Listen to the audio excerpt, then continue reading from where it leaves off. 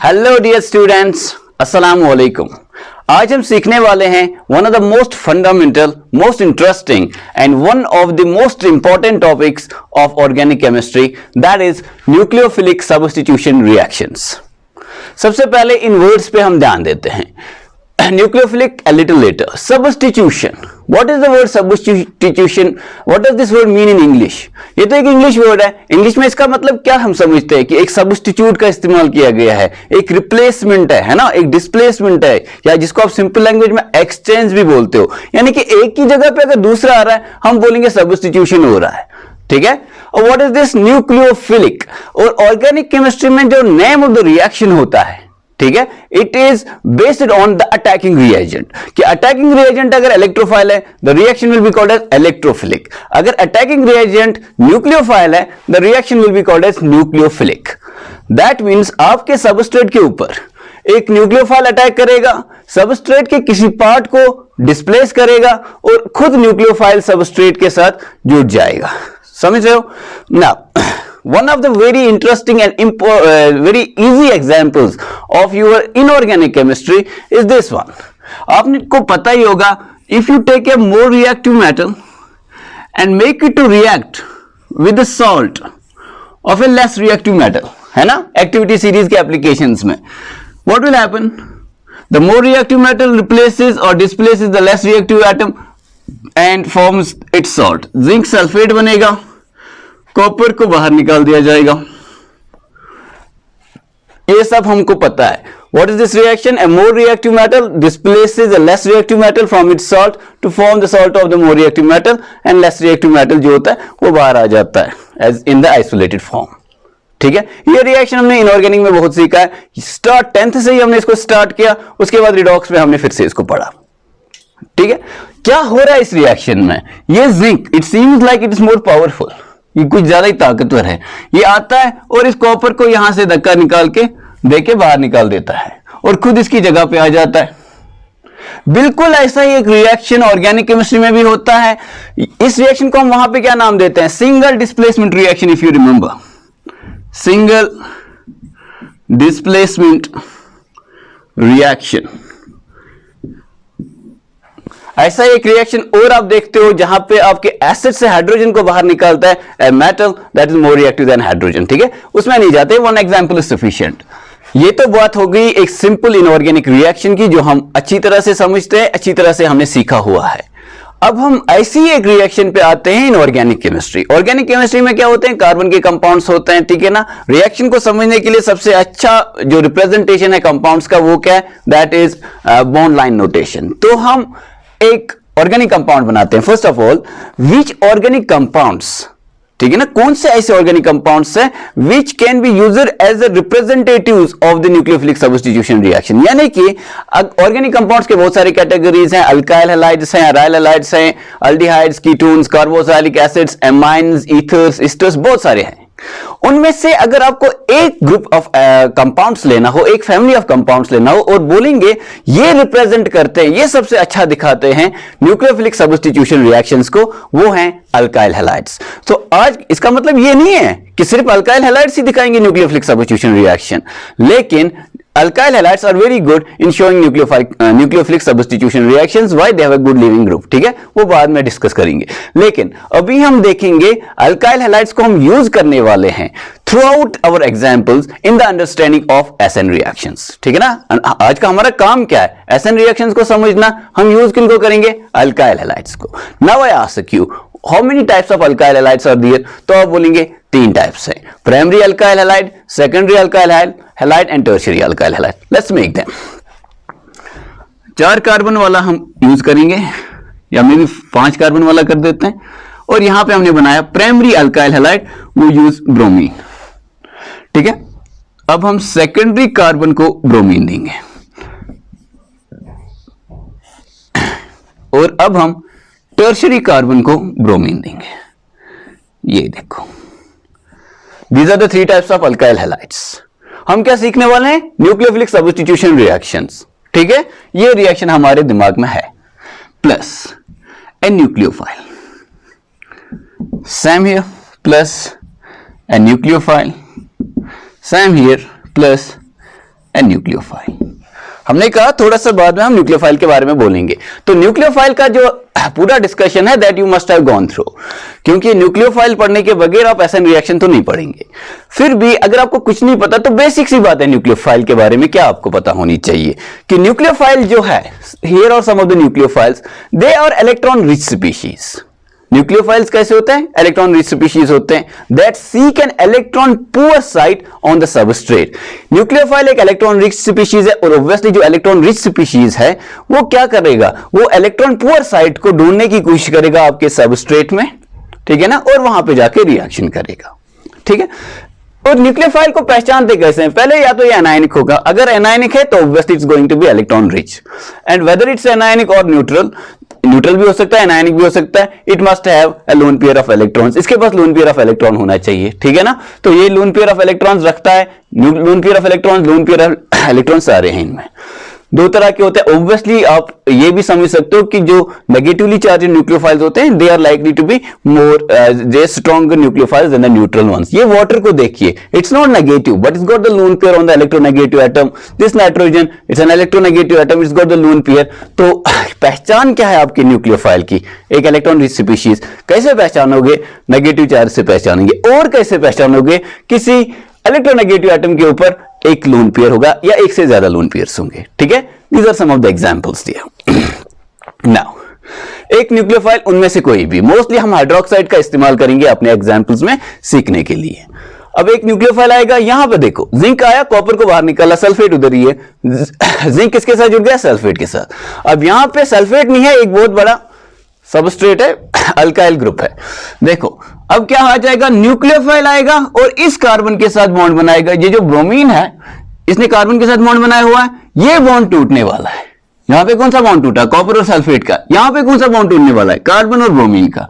ये ब्रोमीन को बाहर निकालेगा। It seems like again nucleophile seems to be very powerful. ये आता है, इसको धक्का देता है, ठीक है ना, मुक लगाता है, इसको बाहर निकालता है और न्यूक्लियोफाइल खुद आके इसकी जगह पकड़ेगा। Same story here and same story here. Let's make the products.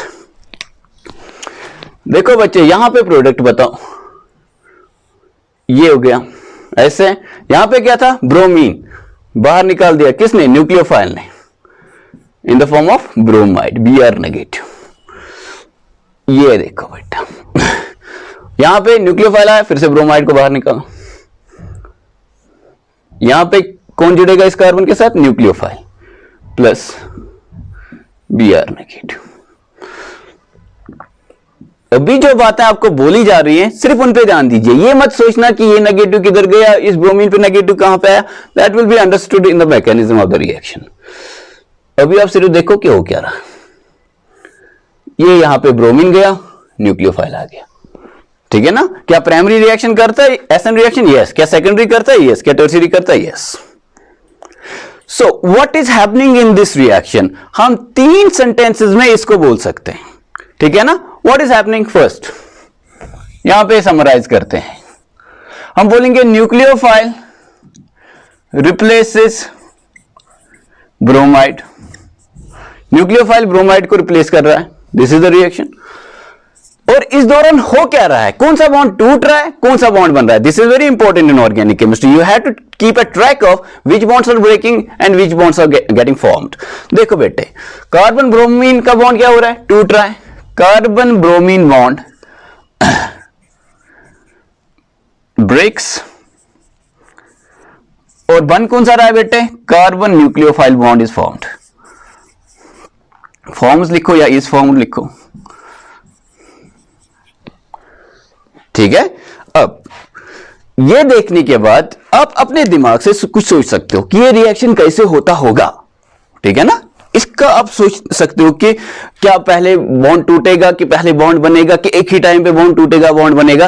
तो 3 ख्याल आपके दिमाग में आएंगे हाइपोथेटिकली। कोई एक्सपेरिमेंट आपने नहीं किया, सिर्फ देखने से आपको 3 ख्याल आएंगे, ठीक है।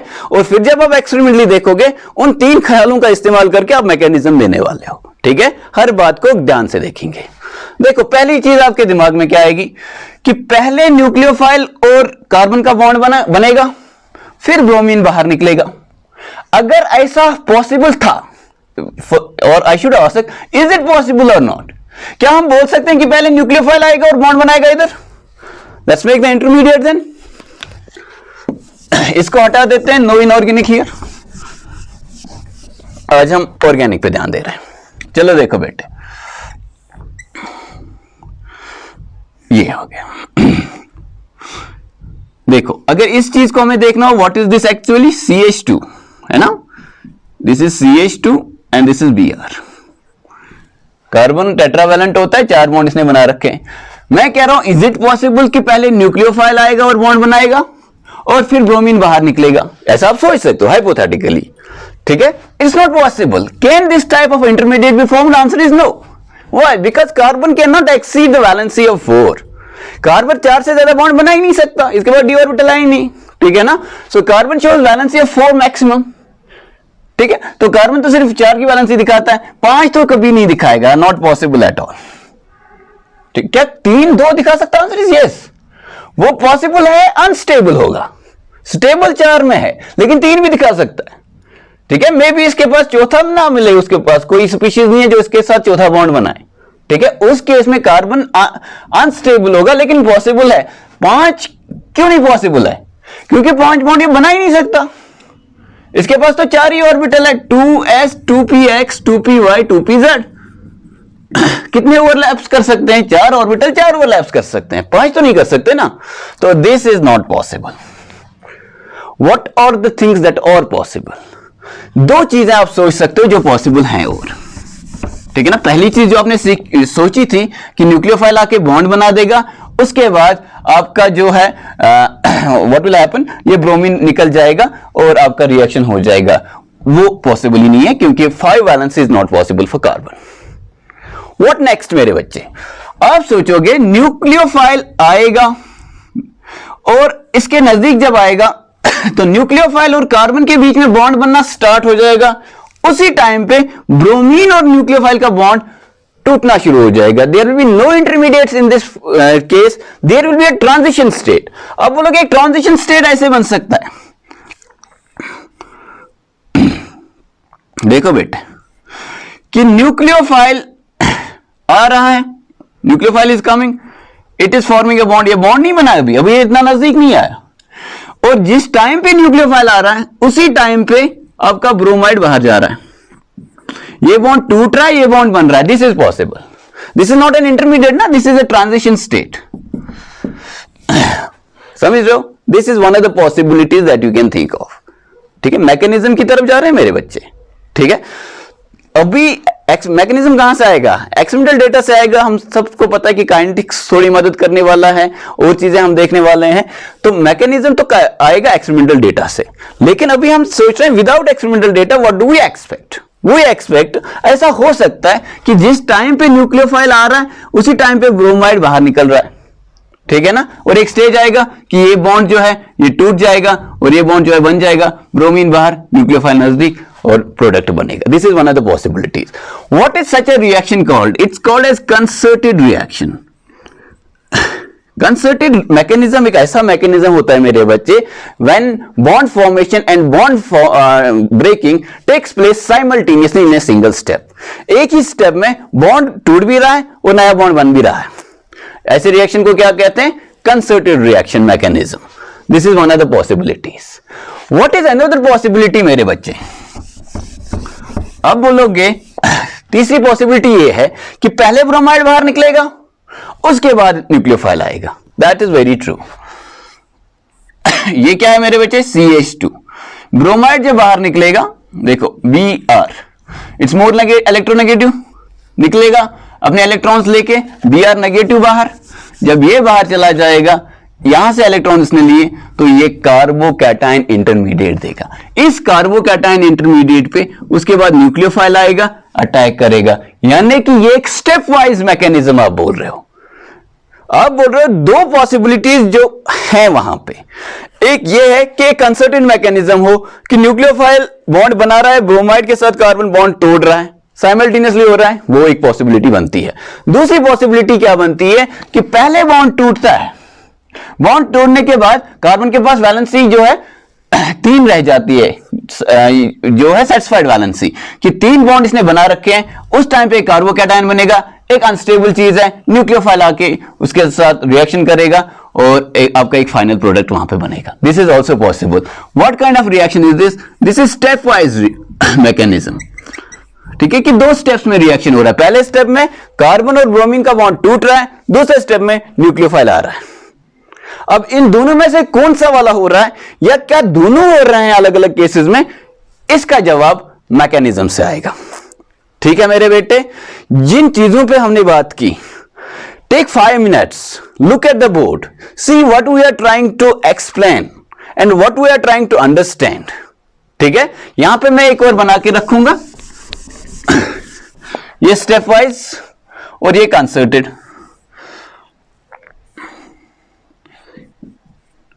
कंसर्टेड में याद रखिए एक ट्रांजिशन स्टेट होता है, इंटरमीडिएट नहीं होता। ब्रोमीन के साथ बॉन्ड टूट रहा है, न्यूक्लियोफाइल के साथ बन रहा है, ये ट्रांजिशन स्टेट है। ये कंसर्टेड सिंगल स्टेप मैकेनिज्म।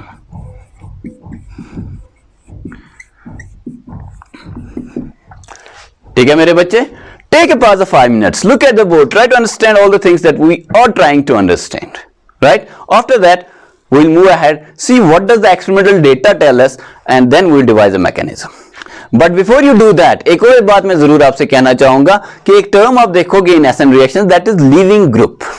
अभी मैंने इससे पहले भी इसका इस्तेमाल किया कि अल्काइल हैलाइड्स को हम क्यों बोलते हैं, these are the representative group of compounds that show SN reactions because they are good leaving group. Good leaving group means stable leaving group. देखो यहां से बाहर क्या जा रहा है, ब्रोमाइड।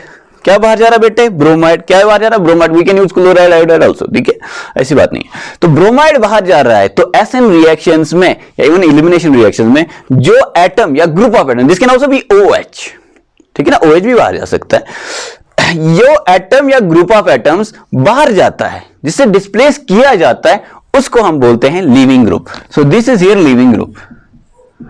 ठीक है ना, ब्रोमाइड इन दीज केसेस, यहां पे भी बनेगा बेटे, is leaving group.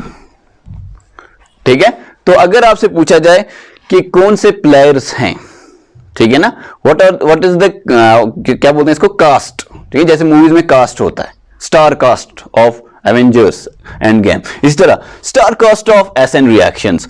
What is the star cast? इसमें क्या होता है क्या नहीं होता? इसमें होता है एक अल्काइल हैलाइड, एक सबस्ट्रेट होता है, that substrate has a bond which is carbon leaving group bond.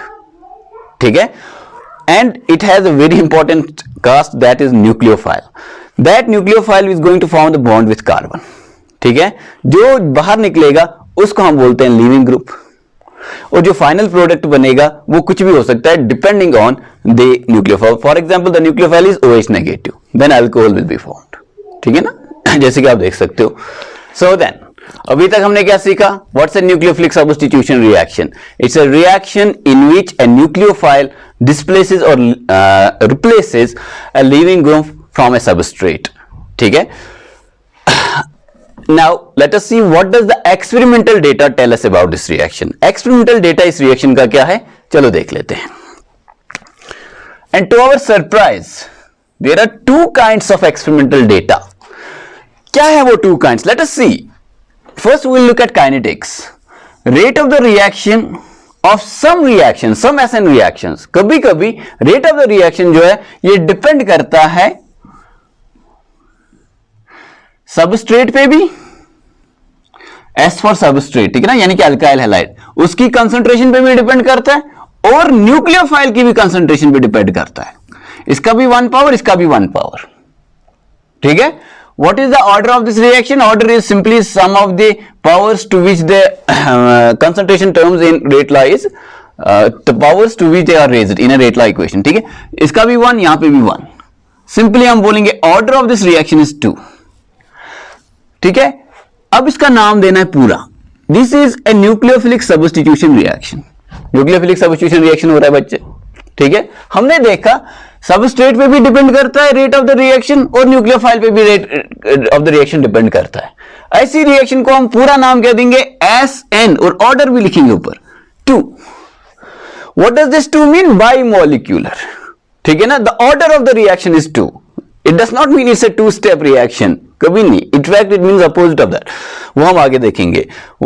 Substitution nucleophilic, एक रिएक्शन है, एक न्यूक्लियोफाइल सब्स्टिट्यूट करने वाला लिविंग ग्रुप को. The order of the reaction is 2. समझे बेटे. और कुछ और रिएक्शंस जिनको यही अल्काइल हैलाइड रिएक्शन कर रहा है आपके हाइड्रोक्साइड के साथ, साइनाइड के साथ, वाटर के साथ, ठीक है. और आप देख रहे हो कि rate of the reaction does not depend on the concentration of the nucleophile and only depends on the concentration of the substrate. यानी कि अल्काइल हैलाइड का कंसंट्रेशन बढ़ाने से rate of the reaction increase होता है लीनियरली, लेकिन nucleophile का concentration बढ़ाने से rate of the reaction increase नहीं हो रहा. ठीक है, चाहे आप कंसंट्रेशन ऑफ द न्यूक्लियोफाइल कम रखो या ज्यादा रखो, रेट ऑफ द रिएक्शन पे कोई असर नहीं पड़ता. तो what is the order of this reaction? यहां पे तो एक ही टर्म है, इसका ऑर्डर जो है this is 1. This is unimolecular nucleophilic substitution reaction. इसका नाम हम क्या देंगे? SN1. There is another type of reaction SN1CB, but let's not discuss that. That is in some other lecture. आपके काम की दो चीजें हैं मेरे बच्चे, SN2 reaction, SN1 reaction. What is this? The order of the reaction is 2. What is this? Order of the reaction is 1. SN का मतलब तो हम समझ चुके हैं पहले ही. अब और क्या एक्सपेरिमेंटल डेटा हमारे पास है? क्या अल्काइल हैलाइड की आइडेंटिटी पे भी डिपेंड करता है रेट ऑफ रिएक्शन?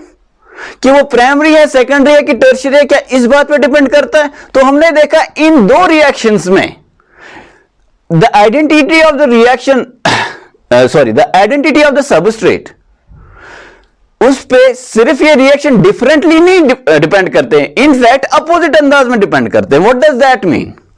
ऐसी रिएक्शन जो SN2 थी, जहां पे न्यूक्लियोफाइल पे भी डिपेंड करता है, सबस्ट्रेट पे भी डिपेंड करता है, हमने देखा rate of the reaction has order like this: methyl greater than primary, greater than secondary, greater than tertiary. What does that mean? CH3Br इसकी रिएक्शन तेज है इन कंपैरिजन टू, कोई प्राइमरी ले लो आप, उसकी तेज है इन कंपैरिजन टू कोई secondary ले लो आप, ठीक है, और उसकी तेज है इन कंपैरिजन टू कोई टर्शियरी लिया जाए. If at all tertiary does this reaction, ठीक है ना. टर्शियरी के लिए और ऑप्शंस बहुत होते हैं, एलिमिनेशन का ऑप्शन होता है और SN1 का ऑप्शन होता है, ठीक है ना. Mostly tertiary does not give SN2 reaction, लेकिन इन एनी केस अगर ये करता है SN2 reaction due to certain factors, तो उस केस में हम देखेंगे कि मिथाइल सबसे तेज, उसके बाद प्राइमरी, उसके बाद सेकेंडरी और उसके बाद tertiary. In case of SN2. SN1 में हमने इसी का अपोजिट देखा कि सबसे ज्यादा तेज और सबसे ज्यादा लाइकली जो सबस्ट्रेट SN1 रिएक्शन करेगा मेरे बच्चे, that is tertiary. Greater than secondary, greater than primary, greater than methyl, if at all these two do. ठीक है, इन दोनों के लिए बेस्ट ऑप्शन क्या रहेगा? Obviously SN2. So the identity of the alkyl halide, depending on the identity of the alkyl halide, the two reactions show opposite behaviors. SN2 primary के साथ ज्यादा रिएक्शन करता है और तेज रिएक्शन करता है, SN1 प्राइमरी के साथ स्लो रिएक्शन करता है या फिर रिएक्शन ही नहीं करता, टर्शियरी के साथ तेज करता है, टर्शियरी के साथ या तो स्लो करता है या नहीं करता. ठीक है, this is the second thing that comes from the experiments. पहला चीज काइनेटिक्स डिफरेंट है, कुछ रिएक्शंस का ऑर्डर 2 है, कुछ रिएक्शंस का ऑर्डर 1 है. सबस्ट्रेट पे तो हमेशा डिपेंड करेगा, कुछ रिएक्शंस न्यूक्लियोफाइल के कंसंट्रेशन पे डिपेंड नहीं करते और कुछ रिएक्शंस करते हैं. जो रिएक्शंस न्यूक्लियोफाइल की कंसंट्रेशन पे डिपेंड करते हैं उनके केस में प्राइमरी की रिएक्शन सबसे तेज, देन सेकेंडरी एंड प्राइमरी से भी तेज मिथाइल, ठीक है, और टर्शियरी बहुत कम. और जो डिपेंड नहीं करते न्यूक्लियोफाइल की कंसंट्रेशन पे, वहां पे टर्शियरी और सेकेंडरी तेज रिएक्शन करते हैं, tertiary more than secondary, primary and methyl not likely, and if at all they do this reaction then they are going to do it very very slowly. ठीक है, okay. What is another thing? What does stereochemistry tell us about these reactions? Is stereochemistry different also? उसके लिए हम क्या करेंगे? We will use an alkyl halide that is an enantiomeric, that's optically active. अगर हम use करेंगे एक pure एनेंशियोमेरिक substrate, यानी कि हम या तो R यूज करने वाले हैं या S, या डेक्स्ट्रोरोटेटरी या लेवोरोटेटरी. एक सबस्ट्रेट हमने यूज किया जो प्योर है, यानी कि इसमें एक ही टाइप का एनेंशियोमर है. For example we start with optically active substrate, we do not always start with this, but to see the effect of stereochemistry we are starting with this. ठीक है ना, एक कायरल मॉलिक्यूल हम ले रहे हैं, एक ऑप्टिकली एक्टिव मॉलिक्यूल ले रहे हैं और देख रहे हैं कि SN2 रिएक्शन में क्या होने वाला है. For example we start with dextrorotatory, ठीक है ना, जो क्लॉकवाइज मूव करता है आपके प्लेन पोलराइज्ड लाइट को, उससे स्टार्ट कर रहे हैं. And for example its configuration is R. ये आर भी हो सकता है, एस भी हो सकता है, जैसे कि आपको पता होगा. अगर नहीं पता तो just try to understand. Optically active, at least ये देखो कि ऑप्टिकली एक्टिव से स्टार्ट कर रहे हैं. When we start with optically active and in this SN2 reaction we end up with optically active. यानी कि अगर हमारा रिएक्टेंट ऑप्टिकली एक्टिव है, यानी कि प्लेन पोलराइज्ड लाइट को या तो क्लॉकवाइज मूव करेगा उसके प्लेन को या एंटी क्लॉकवाइज. यहां पे हम क्लॉकवाइज ले रहे हैं और बोल रहे हैं कि इसका कॉन्फ़िगरेशन आर है. अब हम देख रहे हैं कि optically active giving optically active, that is true for SN2. लेकिन एक चीज होता है यहां पे कि R change into S. We start with optically active, we end with optically active. Enantiomer का एक कॉन्फ़िगरेशन होता है, if we start with R we end with S. 100% R 100% S. ठीक है ना, प्योर हमने यूज किया था. फिलहाल हम कॉन्फ़िगरेशन पे जा रहे हैं. R से स्टार्ट करेंगे S. This is called as inversion of configuration. It's also called as Walden inversion, sometimes also called as umbrella inversion. ठीक है, मैकेनिज्म में देखेंगे कैसे.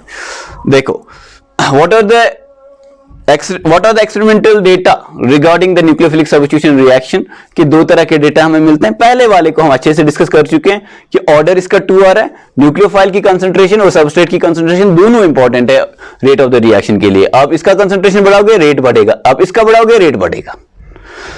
ऐसी रिएक्शंस में हमने देखा मिथाइल की रिएक्शन सबसे तेज, फिर प्राइमरी, सेकेंडरी और टर्शियरी. यानी कि मिथाइल एंड प्राइमरी और most likely giving SN2 reaction. Tertiary secondary ज्यादा नहीं दे रही है. ठीक है, टर्शियरी तो बहुत कम. ओके, फिर हम देख रहे हैं स्टीरियोकेमिस्ट्री में कि if we start with optically active we end with optically active. लेकिन एक चेंज होता है वहां पे. If we start with configuration that is R we end up with configuration that is S.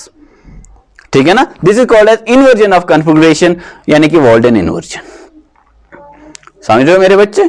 This is one. इसके बारे में हमने और क्या देखा? 2 चीजें तो हम देख चुके हैं, पहला ये, दूसरा ये. And what about stereochemistry? If we start with just like here optically active substrate that is 100% pure, एक ही एनएनशियोमर को हम यूज कर रहे हैं. For example we are using optically active substrate. If we start with R isomer, कौन सा configuration starting में? R configuration. ठीक है ना, we are going to end with R as well as S. यानी कि प्रोडक्ट जो बनेगा वो उसमें R भी होगा और S भी होगा.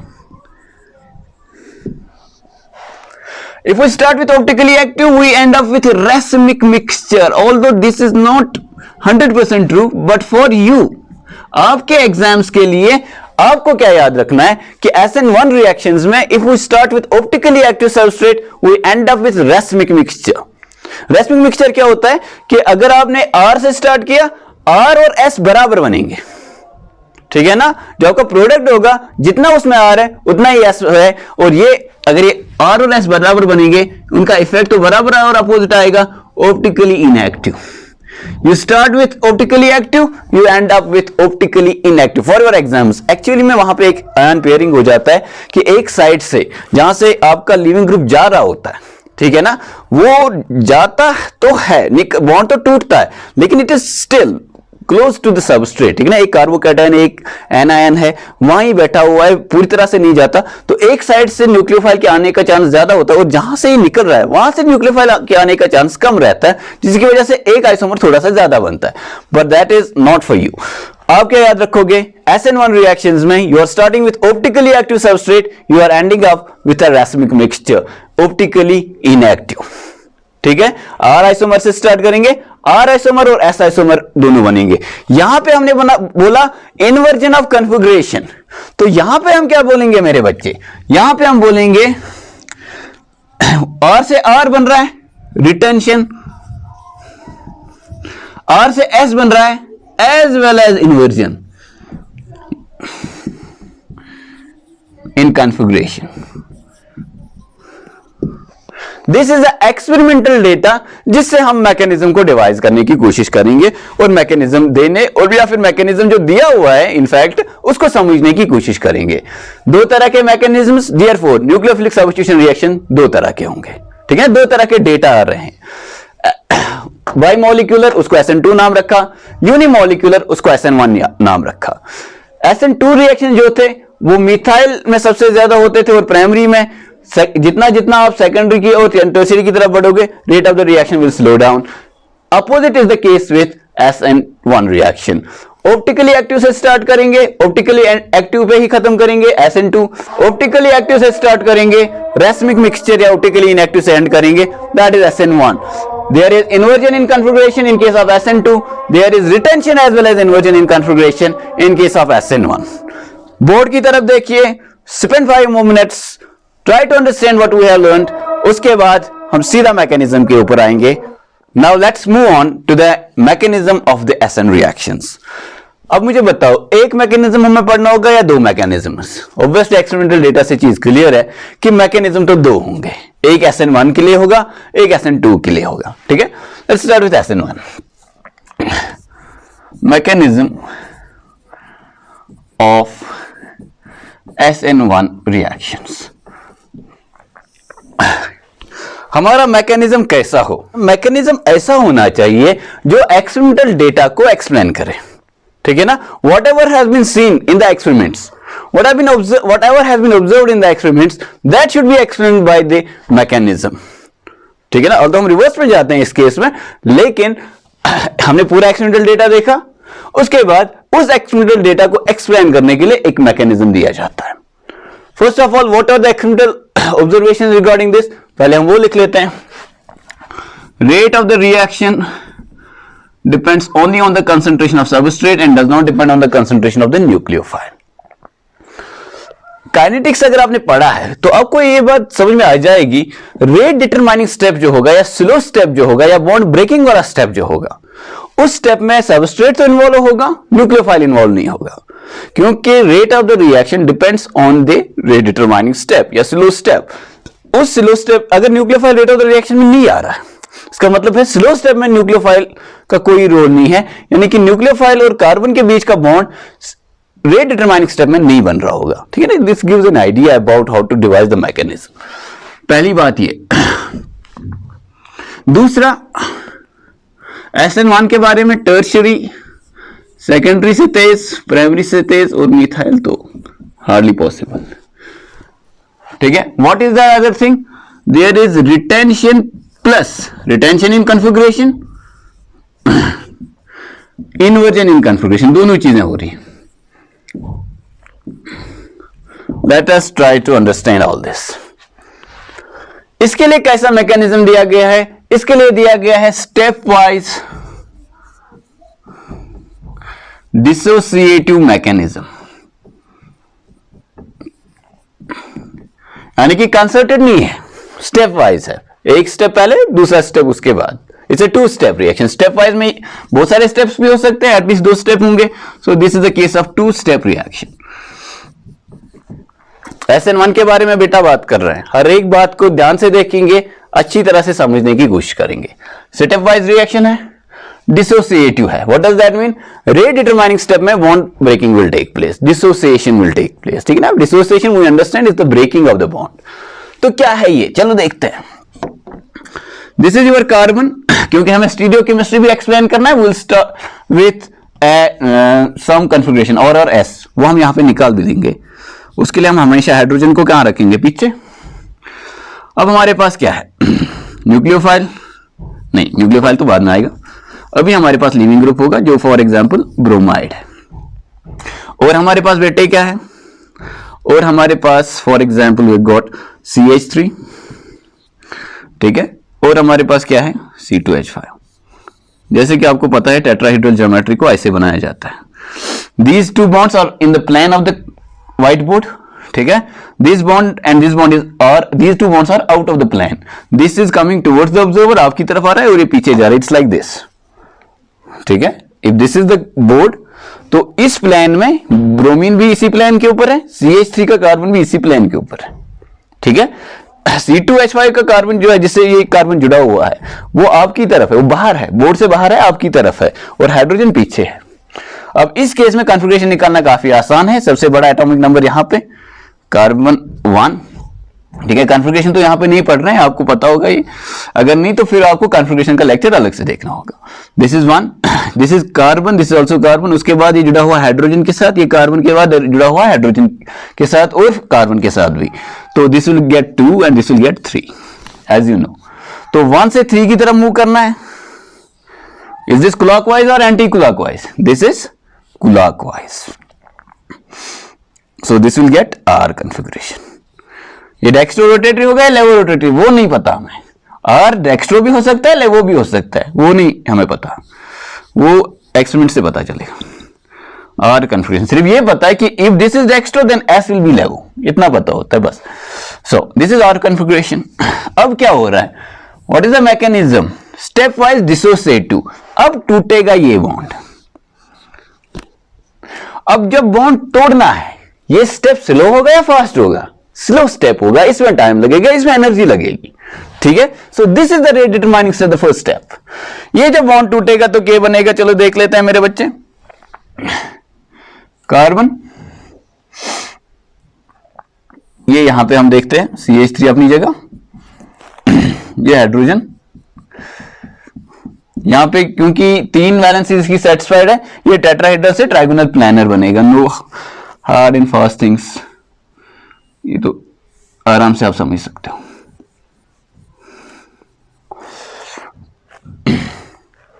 C2H5, ठीक है। ये 2 इलेक्ट्रॉन्स ब्रोमीन के साथ गए, ब्रोमाइड अलग हो गया, इसको हम यहां पे लिखेंगे -Br नेगेटिव, और ये यहां से क्योंकि इसका एक इलेक्ट्रॉन ले गया ब्रोमीन अपने साथ, तो ये प्लस हो जाएगा, एक कार्बोकैटायन इंटरमीडिएट बनता है। So what is the intermediate in SN1 reaction? It is the carbocation, ठीक है बेटे। पहले हम रिएक्शन मुकम्मल करते हैं, उसके बाद इन चीजों पे वापस आते हैं कि एक्सप्लेन हो रहे हैं कि नहीं हो रहे हैं। नेक्स्ट स्टेप बहुत ही आसान अब न्यूक्लियोफाइल के लिए, let that nucleophile be hydroxide OH negative to make things easy.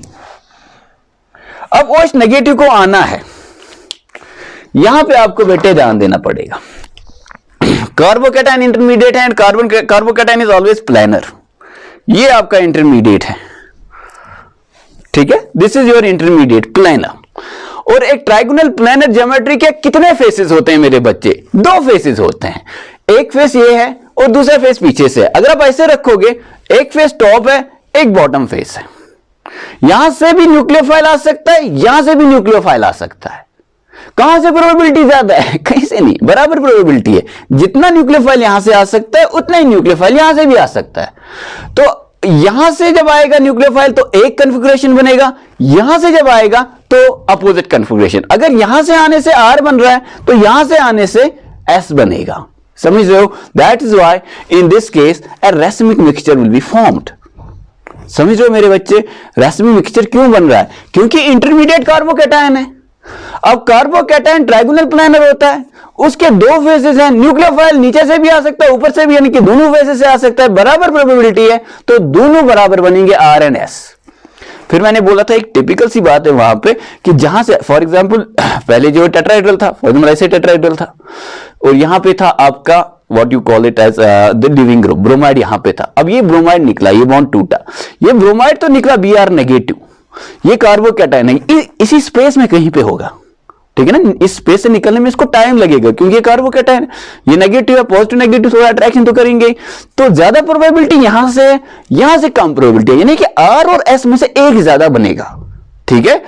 यहां से ज्यादा रिएक्शन होगी, यहां से कम रिएक्शन होगी, जहां से अभी आयन पेयरिंग हो रही है, ठीक है। लेकिन आपके एग्जाम्स में इस चीज पे ध्यान नहीं दिया जाता है। आप सिंपली याद रखते हो कि न्यूक्लियोफाइल आने से पहले आपका जो ये आपका लिविंग ग्रुप है वो चला गया है, अब मैदान खाली है, यहां से आओ, यहां से आओ, यहां से आर बना रहे हो, यहां से एस बनाओगे, यहां से एस बना रहे हो, यहां से आर बनाओगे, तो दोनों बराबर बनेंगे, रैसमिक मिक्सचर बनेगा मेरे बच्चे, राइट? ओके, लेट अस सी।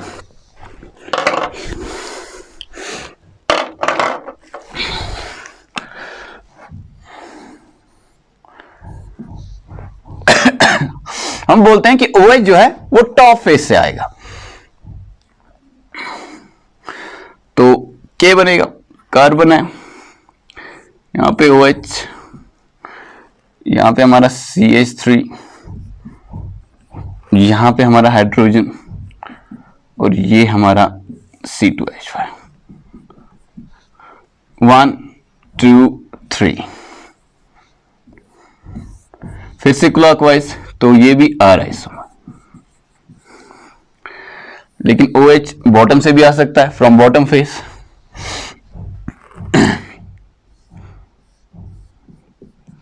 OH को 1 क्यों मिला? Because oxygen has atomic number 8, carbon has atomic number 6, तो इसकी प्रेफरेंस ज्यादा है। Okay, this is carbon talks OH। फिर अपनी चीजें बनाते हैं वापस, हाइड्रोजन अपना, CH3 अपना, और C2H5,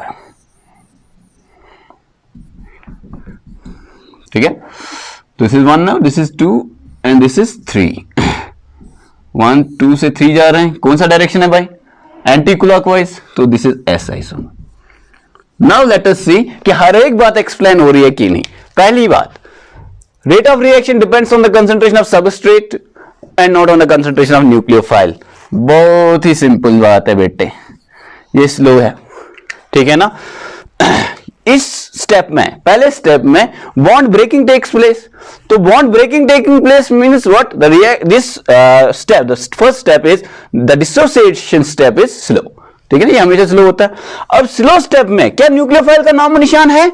नहीं है, न्यूक्लियोफाइल कहीं इन्वॉल्व नहीं है। क्या इन्वॉल्व है आपके पास? इन्वॉल्व है आपका सिर्फ सबस्ट्रेट।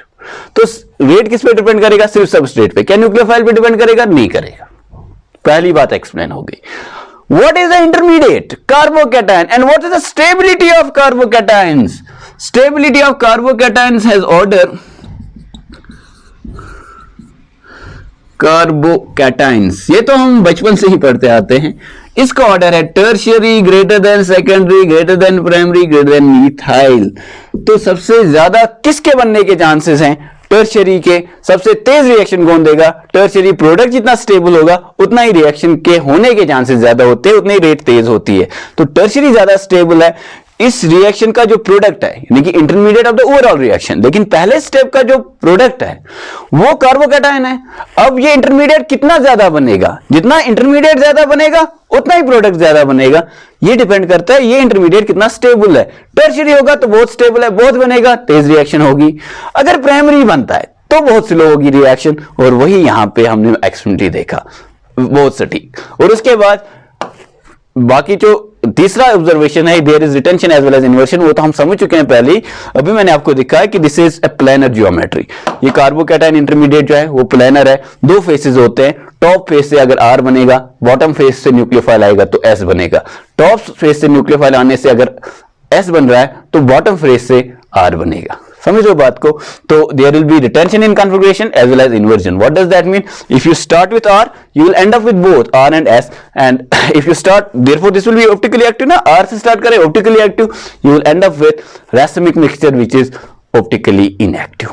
ठीक है, तीनों चीजें एक्सप्लेन हो गई। एक ग्राफ बनाते हैं, बात खत्म करते हैं। ग्राफ कैसा बनेगा बेटा SN1 रिएक्शन का? चलो देखते हैं।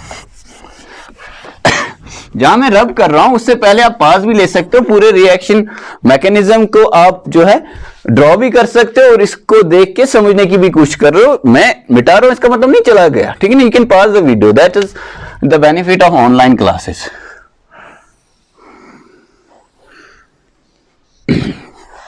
This is energy and this is progress of reaction. देखो बेटे, कैसे होगी ये रिएक्शन? पहले आप स्टार्ट करोगे रिएक्टेंट से, यहां पे एक इंटरमीडिएट बनेगा जो कार्बोकैटायन होगा और फाइनली एक प्रोडक्ट बनेगा। क्या आपको ये चीजें समझ आती हैं? What is this? Substrate plus nucleophile for example. ये ट्रांजिशन स्टेट फर्स्ट है। इंटरमीडिएट बनने में भी एक ट्रांजिशन स्टेट होता है, ठीक है ना, जहां पे बॉन्ड टूट रहा होता है कार्बन और लिविंग ग्रुप का, टूटा नहीं है अभी, that is called transition state. ये है intermediate, this is carbocation intermediate, carbocation intermediate.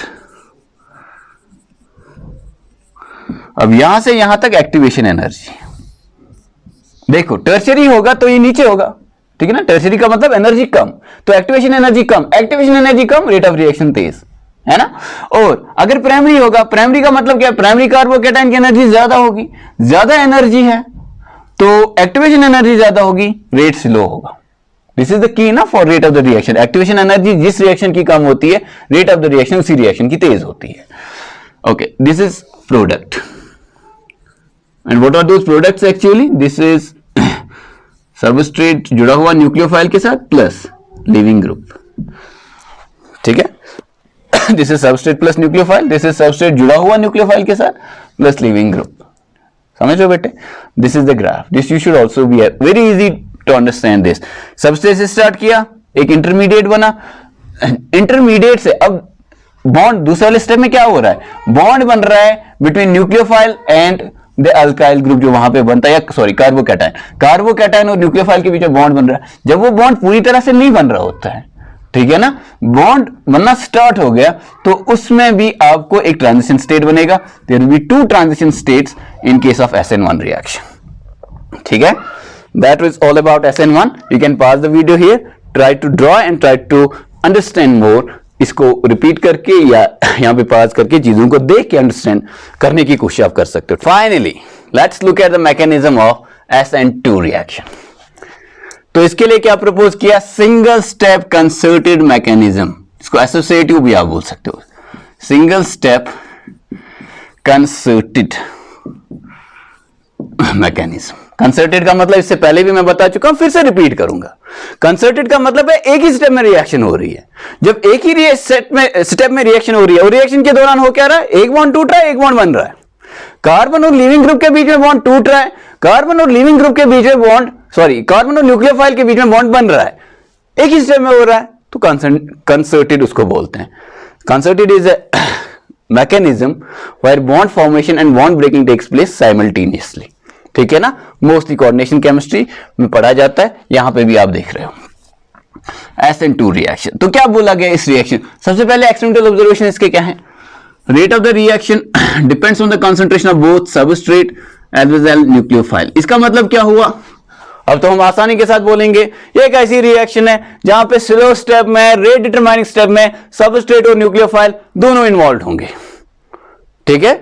Okay, दूसरा SN2 के बारे में, मिथाइल, यानी कि बल्क जितना कम होगा उतनी ही रिएक्शन तेज होगी, greater than primary, greater than secondary, greater than tertiary. और तीसरा क्या हमने इसके बारे में बोला, inversion of configuration, inversion of configuration. क्या इसका नाम वॉल्टन इन्वर्जन, इसको क्या और बोलते हैं, अम्ब्रेला काइंड ऑफ इन्वर्जन, ठीक है। जैसे तेज विंड में, विंड तो तेज ही होती है वैसे, ठीक है ना, तेज हवा जब चलती है, विंड जब चलती है तो अम्ब्रेला को क्या हो जाता है, इन्वर्ट हो जाता है ना, वैसे ही यहां पे हो जाता है जो आप देखने वाले हो। चलो देखें मैकेनिज्म, फिर से स्टार्ट करते हैं उसी सबस्ट्रेट से। This is carbon for example, this is your C2H5, this is your hydrogen, this is your CH3, ठीक है। यहां पे CH3, यहां पे C2H5 रख सकते हैं, कोई हार्ड एंड फास्ट रूल नहीं है, हाइड्रोजन पीछे रखना बस, और कोई खास। And this is your leaving group. क्या करें बेटे, ब्रोमाइड रखना है, ओके। क्लोराइड भी रखोगे तो 1 ही आएगा, अब कोई भी चेंज कर लो, चीजें चेंज नहीं हो जाएंगी। तो this is 1 obviously, and this is 2, this is 3। तो यहां से 1 से 3 की तरफ जाना है हमें, दिस इज S आइसोमर, ठीक है बेटे। Now what is the mechanism of the reaction? Concerted. क्या इंटरमीडिएट बनेगा? नहीं बनेगा, सिर्फ एक ट्रांजिशन स्टेट होगा और वो ट्रांजिशन स्टेट को स्क्वायर ब्रैकेट में बनाएंगे। क्या होगा उस दौरान? एक न्यूक्लियोफाइल आएगा, ये कार्बन के साथ बॉन्ड बनाना शुरू करेगा और कार्बन और ब्रोमीन वाला बॉन्ड टूटना स्टार्ट हो जाएगा। कोई भी बॉन्ड पूरी तरह से नहीं टूटा है, कोई भी बॉन्ड पूरी तरह से नहीं बना है, that is the transition state. ठीक है ना, ये कोई ऐसी चीज नहीं है जिसको आप आइसोलेट कर सको। Very very unstable. This is carbon now. अब जब ये जुड़ रहा है, ये भी जुड़ रहा है, ठीक है ना। हाँ, एक इंपॉर्टेंट बात है इसमें कि जो ये ऐसे अगर हम दिखाएंगे तो वो थोड़ा सा गलत हो जाएगा। एक और चीज यहां पे जोड़ देना, back side attack at 180 degree to carbon leaving group bond. ये देख रहे हो, कार्बन और ब्रोमीन का बॉन्ड, इसी बॉन्ड के पीछे से लिविंग ग्रुप न्यूक्लियोफाइल आके अटैक करता है एट 180 डिग्री। ठीक है, इसका मतलब हुआ जब काइंड ऑफ 5 बॉन्ड्स, ये 5 बॉन्ड्स रियल 5 बॉन्ड्स नहीं है, इनमें से 3 बॉन्ड्स रियल हैं, एक बॉन्ड टूट रहा है, एक बॉन्ड बन रहा है, ऐसा एक इंटरमीडिएट बनने वाला है। इसकी ज्योमेट्री क्या होगी? 5 बॉन्ड्स के लिए ज्योमेट्री होती है ट्राइगोनल बाइपैरामिडल, वो हम देखते हैं। ये बैक साइड अटैक का मतलब क्या है? बैक साइड अटैक का मतलब है अगर ब्रोमीन दूर चला जा रहा है, यानी कि बॉन्ड टूट रहा है, तो इसके 180 डिग्रीज पे, इसके बिल्कुल पीछे हमारे पास न्यूक्लियोफाइल के साथ इसका बॉन्ड बन रहा है, for example that is OH। ठीक है मेरे बच्चे,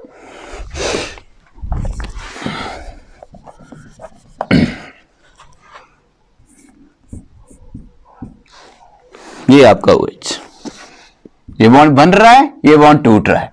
बाकी प्लानर ज्योमेट्री देख लेते हैं। C2H5, ये पीछे हाइड्रोजन है और ये आपके तरफ आ रहा है CH3। This is the transition state. ठीक है, ये आपका सबस्ट्रेट है, ये न्यूक्लियोफाइल बैक साइड अटैक कर रहा है, ट्रांजिशन स्टेट बना। अब फाइनली हो क्या रहा है? अब आप देखो, क्या पहली चीज एक्सप्लेन हुई, इस रिएक्शन के दौरान बॉन्ड टूट रहा है कि नहीं टूट रहा है? बॉन्ड टूट रहा है। जिस स्टेप में बॉन्ड टूट रहा होगा, या जिस रिएक्शन में बॉन्ड टूट रहा होगा, वो होता है रेट डिटरमाइनिंग स्टेप। इनफैक्ट यहां पे तो एक ही स्टेप है, therefore this is going to be the rate determining step. इस रेट डिटरमाइनिंग स्टेप में क्या न्यूक्लियोफाइल इन्वॉल्व है? यस। क्या बाकी सबस्ट्रेट इन्वॉल्व है? यस। न्यूक्लियोफाइल के साथ कार्बन बॉन्ड बना रहा है, उसी स्टेप में कार्बन और ब्रोमीन का बॉन्ड टूट रहा है। देयरफॉर सबस्ट्रेट और न्यूक्लियोफाइल दोनों की कंसंट्रेशन पे डिपेंड करेगा rate of the reaction, therefore explained by the concerted mechanism. दूसरा कि प्राइमरी और मिथाइल के साथ रिएक्शन सबसे स्लो होगी, सबसे फास्ट होगी, टर्शियरी के साथ slow. Very easy to understand. Attack कौन कर रहा है? न्यूक्लियोफाइल। क्या इसके पास बहुत सारी स्पेस अवेलेबल है? Answer is no. Back side से तो अटैक कर रहा है, अभी भी यहां पे एक ग्रुप है, यहां पे दूसरा है, यहां पे तीसरा है, और ये ब्रोमीन तो है ही। तो जितने ये ग्रुप छोटे होंगे, ठीक है ना, उतना ही न्यूक्लियोफाइल का आना आसान होगा। न्यूक्लियोफाइल अब रेट डिटरमाइनिंग स्टेप में आ रहा है ना, तो न्यूक्लियोफाइल का आना ये कितना आसान होगा? जितने ग्रुप छोटे होंगे। अगर ये हाइड्रोजन है, ये भी हाइड्रोजन है, ये भी हाइड्रोजन है, यानी कि मिथाइल है, then this is very small, this is very small, this is very small. There is no steric hindrance for the nucleophile. Nucleophile आ रहा है विदाउट एनी स्टेरिक हिंड्रेंस। अगर ऐसा हो रहा है तो रिएक्शन तो बहुत आसानी के साथ होगी, तेज होगी। अब आप मानो ये C2H5, ये C3H7, ये C4H9, this is a lot of bulk बेटे, बहुत ज्यादा बल्क है, वहां पे बहुत ज्यादा इलेक्ट्रॉन डेंसिटी है। न्यूक्लियोफाइल नेगेटिवली चार्ज है, अपनी इलेक्ट्रॉन डेंसिटी लेके आ रहा है एक रीजन में जहां पे बहुत सारी इलेक्ट्रॉन डेंसिटी है। It will feel the heat बेटे, it will feel the repulsions. और अगर टर्शियरी है, अगर ये भी अल्काइल ग्रुप है, ये भी अल्काइल ग्रुप है, ये भी अल्काइल ग्रुप है, यानी कि तीनों बड़े ग्रुप्स हैं, तो उस केस में इसका आना मुश्किल होगा बिकॉज ऑफ स्टेरिक हिंड्रेंस। तो टर्शियरी का जो रेट ऑफ रिएक्शन होगा वो स्लो होगा, क्योंकि इसका आना मुश्किल है ना। आना मुश्किल है, रिएक्शन स्लो हो जाएगा। आना आसान है, रिएक्शन तेज हो जाएगा। रेट डिटरमाइनिंग स्टेप में न्यूक्लियोफाइल आ रहा है, न्यूक्लियोफाइल बहुत स्लोली आ सकता है अगर बहुत ज्यादा बल्क होगा, यानी कि टर्शियरी के केस में रिएक्शन स्लो होगी और मिथाइल प्राइमरी के केस में रिएक्शन सबसे तेज होगी. That's why we see tertiary is good for SN1 and primary and methyl they are good for SN2 reactions. ठीक है, अब फाइनल स्टेप देखो बेटे, ये हो गया कार्बन, ये कौन आया पीछे से बेटे OH. फाइनली क्या बनेगा, टेट्राहेड्रल स्ट्रक्चर फिर से बनेगा क्योंकि ये निकल जाएगा, 4 बॉन्ड बनेंगे, वो टेट्राहेड्रली अरेंज होंगे. ये आपका हाइड्रोजन होगा मेरे बच्चे, ये आपका CH3 है और ये है आपका C2H5. ये 1, ये 2, ये 3. बेटे कौन सा डायरेक्शन में मूव कर रहे हैं? When we move from 1 to 3, which direction we are moving in? Clockwise. What is the configuration? R isomer. कौन सा है बेटे? R isomer. What do we start with? We start with S isomer. What we end with? R isomer. What happens here? There is inversion in configuration. That has also been explained by this mechanism. ठीक है, अब आप थोड़ा सा ध्यान दीजिए.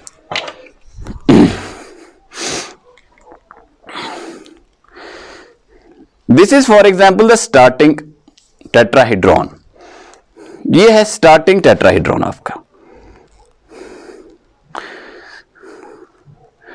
इसको समझिए आप छाता है. ठीक है, न्यूक्लियोफाइल अगर ये लिविंग ग्रुप है, where is the nucleophile going to come from? It's going to come from here. जब न्यूक्लियोफाइल यहां से आएगा, ठीक है ना, तो ये न्यूक्लियोफाइल फाइनली यहां से आएगा, फिर से टेट्राहेड्रल हो जाएगा, ये तीनों ऊपर मूव करेंगे ऐसे और न्यूक्लियोफाइल ऐसे आ जाएगा. ये बिल्कुल वही चीज हो जाएगी जो पहले हमने बोला था, umbrella inversion kind of thing हो जाएगा. पहले ये ऐसे था, नीचे की तरफ अम्ब्रेला था, न्यूक्लियोफाइल देखो यहां से जा रहा है लिविंग ग्रुप, न्यूक्लियोफाइल यहां से आएगा, ये तीनों फिर ऐसे हो जाते हैं ऊपर की तरफ. ठीक है ना, यानी कि अपोजिट डायरेक्शन में ऐसे हो जाते हैं. There is an inversion. ठीक है ना, inversion in configuration, umbrella inversion, Walden inversion. You can remember all the 3. ठीक है, नाउ इस पे एक थोड़ी सी बात करते हैं टू फिनिश इट ऑफ. ये है आपका लिविंग ग्रुप. हमने बोला अल्काइल हैलाइड्स ले लेते हैं, लेकिन सिर्फ ब्रोमीन तो नहीं है ना वहां पे फ्लोरीन भी है, क्लोरीन भी है, ब्रोमीन भी है, आयोडीन भी है. रेट डिटरमाइनिंग स्टेप चाहे SN1 रिएक्शन हो या SN2 रिएक्शन हो, कार्बन और लिविंग ग्रुप का बॉन्ड कब टूटता है? रेट डिटरमाइनिंग स्टेप में. चाहे SN1 हो या SN2, आपने देखा कि रेट डिटरमाइनिंग स्टेप में कार्बन और लिविंग ग्रुप का बॉन्ड टूटता है. तो लिविंग ग्रुप की आइडेंटिटी पे भी rate of the reaction depend करता है, in the same way for both. ठीक है, अब देखो लीव होने के बाद fluorine will be fluoride, chlorine will be chloride, bromine will be bromide, iodine will be iodide. सबसे आसानी के साथ कौन निकलेगा? जो सबसे स्टेबल होगा. इन चार में सबसे स्टेबल कौन है? वी ऑल नो दैट कि एक नेगेटिव चार्ज है, उसको अगर बहुत ज्यादा स्पेस मिलेगा तो बहुत आसानी के साथ there will be no such inter electronic repulsions कम हो जाएंगे. ये काफी स्टेबल होता है. We know that stability order is fluoride less than chloride less than bromide less than iodide. सबसे स्टेबल आयोडाइड, सबसे unstable fluoride. Therefore rate of the reaction for a given substrate, ठीक है ना, iodide greater than bromide, greater than chloride, greater than fluoride. SN1 के लिए या SN2 के लिए? For both SN1 and SN2.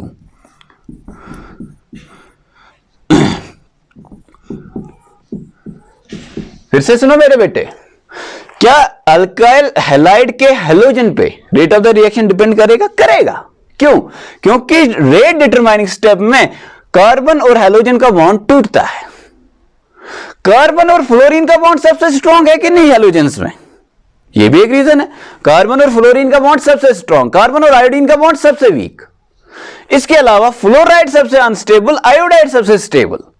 Product भी स्टेबल बन रहा है आयोडाइड के केस में. कार्बन हाइड्रोजन का बॉन्ड भी वीक है इन केस ऑफ योर आयोडाइड. तो सबसे बेहतरीन रिएक्शन, सबसे तेज रिएक्शन कहां होगी? When this x is iodide. Iodide के बाद ब्रोमाइड, उसके बाद क्लोराइड और उसके बाद फ्लोराइड. आप समझो बात को. देखो कार्बन और लिविंग ग्रुप का बॉन्ड टूट रहा है ना, कार्बन एक्स बॉन्ड टूट रहा है. कार्बन एक्स बॉन्ड अगर स्ट्रॉन्ग है तो रिएक्शन स्लो होगी. कौन है वो? फ्लोराइड. अगर वीक है तो रिएक्शन बहुत है. कौन है सबसे वीकेस्ट? आयोडाइड. समझ रहे हो? फाइनली बनता क्या है? फ्लोराइड बनता है, आयोडाइड बनता है। प्रोडक्ट पे भी डिपेंड करता है। अब देखो कार्बन फ्लोराइड इज फेवरेबल और अनफेवरेबल? अनफेवरेबल, क्योंकि स्ट्रॉन्ग बॉन्ड है। कार्बन आयोडाइड फेवरेबल और अनफेवरेबल? फेवरेबल, क्योंकि वीक बॉन्ड है, लंबा है ये, ठीक है ना, दूर है आयोडाइड कार्बन से। अब दूसरा फैक्टर प्रोडक्ट जो बनता है यहां पे, फ्लोराइड स्टेबल क्या अनस्टेबल? Unstable, therefore unfavourable. दोनों फैक्टर्स अनफेवरेबल। बॉन्ड भी स्ट्रॉन्ग है, प्रोडक्ट भी वीक है, सॉरी प्रोडक्ट भी अनस्टेबल है, और यहां पे बॉन्ड भी वीक है, प्रोडक्ट भी स्टेबल है। Iodide is a very very good leaving group, therefore iodide जो है आपका निकलने के लिए आसान है। आयोडाइड जो है आपका, उसकी रिएक्शन ब्रोमाइड से तेज होगी, ब्रोमाइड की रिएक्शन मेरे बेटे क्लोराइड से तेज होगी, क्लोराइड की रिएक्शन फ्लोराइड से तेज होगी। Is this all about the SN reactions? Answer is no. यहां पे इस लेक्चर में हमारा एक ही एम था कि एसएन रिएक्शंस क्या होते हैं, उसकी बेसिक फंडामेंटल अंडरस्टैंडिंग हमारे पास होनी चाहिए।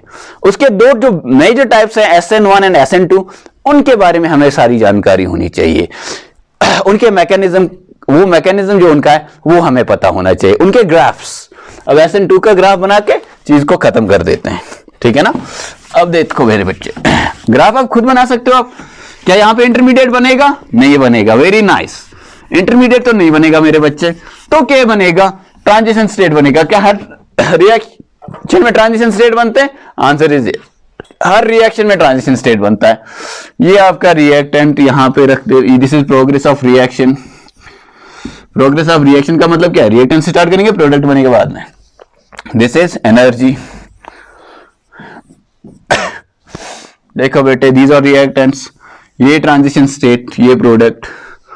This is Rx plus nucleophile. What is this? This is carbon having 3 bonds जो बने हुए हैं, and then there is a bond that is breaking, that's carbon leaving group bond, and there is a bond that's getting formed, carbon nucleophile bond, है ना बच्चे? This is the transition state. एक ही transition state बनेगा, TS1 लिखने की कोई जरूरत नहीं, and this will be the product. What is this? R nucleophile plus X negative leaving group, ठीक है। so this is the graph for SN2 reaction. this 2 means, देखो सिंगल स्टेप रिएक्शन है लेकिन 2 है। 2 क्या है? 2 is this order of the reaction, it's a bimolecular reaction, order 2 है, ठीक है ना। SN1 में ऑर्डर 1 है, स्टेप 2 है। SN2 में ऑर्डर 2 है, स्टेप 1 ही है। समझ रहे बात को? And that's all about the basics of SN reactions. Next topic जो हमारा होगा, नेक्स्ट लेक्चर जो होगा, उसमें हम अल्काइल हैलाइड्स की SN रिएक्शंस पढ़ने वाले हैं। और भी कुछ सबस्ट्रेट्स जो SN रिएक्शंस करते हैं वो भी हम डेफिनेटली उसमें will take up those reactions also to see what are those SN reactions. उसके बाद हमें क्या पढ़ना है? Elimination reactions. The two are related. कभी कभी क्या होता है, there is a competition between SN reactions and elimination reactions, ठीक है ना। तो जब हम SN रिएक्शन पूरा पढ़ेंगे, फिर एलिमिनेशन रिएक्शन पूरा पढ़ेंगे, देन वी कैन सी कि SN रिएक्शन को कौन फेवर करता है, एलिमिनेशन रिएक्शन को कौन फेवर करता है। यहां पे आप ये भी देख सकते हो, एक और बात यहां पे, जरा बोलो ये किसका इंटरमीडिएट है? SN1 का, ठीक है। पोलर है कि नॉन पोलर है? ये तो चार्जड है, पोलरिटी की तो हद है ये।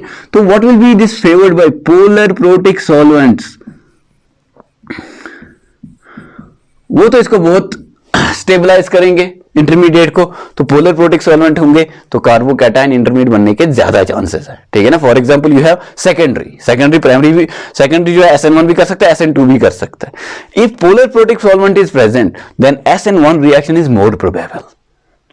समझ रहे हो? एपोलर है, ठीक है ना, आपके पास एक सॉल्वेंट है जो पोलर नहीं है, तो कार्बोकैटायन स्टेबलाइज ही नहीं होगा, तो वहां पे SN2 रिएक्शन के होने के ज्यादा चांसेस है। फिर जब एलिमिनेशन भी आता है तो वहां पे भी हम टेम्परेचर का इफेक्ट देखेंगे और फैक्टर्स जो है, कौन सा सॉल्वेंट, कैसा टेम्परेचर, किस चीज को फेवर करता है, that is our ultimate aim by the end of 3-4 lectures, ठीक है ना। उसके लिए SN रिएक्शंस पढ़ने, एलिमिनेशन रिएक्शंस पढ़ने, ठीक है। तो SN का जो भी बेसिक था वो हम कर चुके हैं आज। We'll see you next time with the examples of SN reactions from alkyl halides and some other families of organic compounds. Thanks for watching.